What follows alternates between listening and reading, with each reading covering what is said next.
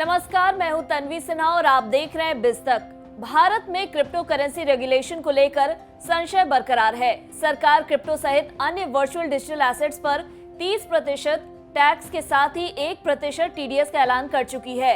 वहीं पिछले कुछ दिनों में क्रिप्टो मार्केट में आई भारी गिरावट ने इन्वेस्टर्स को सोच में डाल दिया है। एक तरफ सरकार क्रिप्टो के जरिए टेरर फंडिंग, मनी लॉन्ड्रिंग होने का खतरा बता रही है, वहीं अंतर्राष्ट्रीय मंच पर वित्त मंत्री निर्मला सीतारमण ने इसके लिए सभी देशों को एकजुट होकर सख्त नियम बनाने की पेशकश की है।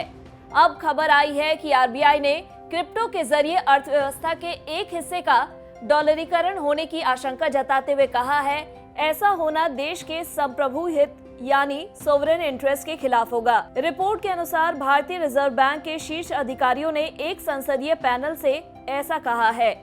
जानकारी के मुताबिक पूर्व वित्त राज्य मंत्री जयंत सिन्हा की अगुवाई वाली फाइनेंस पर आधारित पार्लियामेंट्री स्टैंडिंग कमेटी के सामने रिजर्व बैंक के गवर्नर शक्तिकांत दास समेत शीर्ष अधिकारियों ने अपनी बात रखी। उन्होंने क्रिप्टो करेंसी को लेकर अपनी आशंकाओं को उसके सामने रखा और कहा कि इससे फाइनेंशियल सिस्टम की स्थिरता को लेकर चुनौतियां खड़ी होंगी। रिजर्व बैंक के अधिकारियों ने कहा कि यह मौद्रिक नीति यानी मॉनेटरी पॉलिसी आधारित करने और देश की मौद्रिक प्रणाली यानी मॉनेटरी सिस्टम को रेगुलेट करने की आरबीआई की क्षमता को गंभीर रूप से कमजोर करेगी। उन्होंने कहा कि क्रिप्टो करेंसी में एक्सचेंज का माध्यम बनने की क्षमता है और यह घरेलू स्तर पर साथ ही क्रॉस बॉर्डर होने वाले फाइनेंशियल ट्रांजैक्शंस में रुपए का स्थान ले सकती है। यह करेंसी मॉनेटरी सिस्टम के एक हिस्से पर काबिज हो सकती है और सिस्टम में मनी के फ्लो को रेगुलेट करने की आरबीआई की क्षमता को भी कमतर कर सकती है। आरबीआई के अधिकारियों ने आगाह किया कि टेरर फाइनेंसिंग, मनी लॉन्ड्रिंग और ड्रग ट्रैफिकिंग में भी क्रिप्टो करेंसी का इस्तेमाल किया जा सकता है और यही नहीं, यह देश की वित्तीय प्रणाली की स्थिरता के लिए बड़ा खतरा बन सकती है।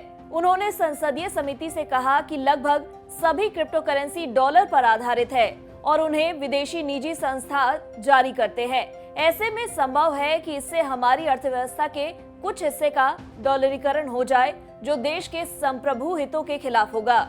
आरबीआई के अधिकारियों ने कहा कि क्रिप्टो करेंसी का बैंकिंग सिस्टम पर भी नकारात्मक असर होगा, क्योंकि अट्रैक्टिव एसेट होने के कारण हो सकता है कि लोग अपनी मेहनत की कमाई इन पर लगाए, जिसके परिणाम में बैंकों के पास देने के लिए संसाधनों की कमी हो। इस बीच क्रिप्टो उद्योग ने सरकार से क्रिप्टो करेंसी के लेन देन पर टीडीएस को प्रस्तावित 1% से घटाकर 0.01 या 0.05% करने का आग्रह किया है।